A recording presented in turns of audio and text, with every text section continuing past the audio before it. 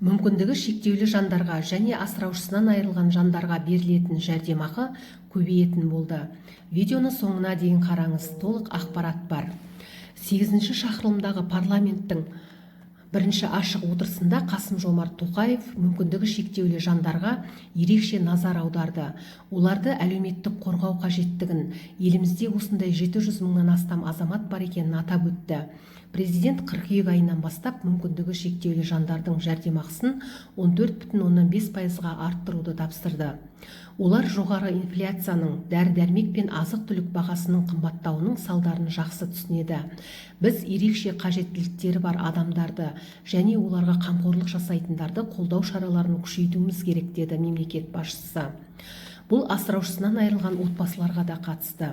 Үкіметке биылғы 1 шілдеден бастап осы санаттағы адамдарға берілетін жәрдемақыны 14,5%-ға арттыруды тапсырамын. Біздің өңірімізде Қазақстан осындай әлеуметтік қолдау көрсетіп отырған жалғыз мемлекет, деді Қасым-Жомарт Тоқаев.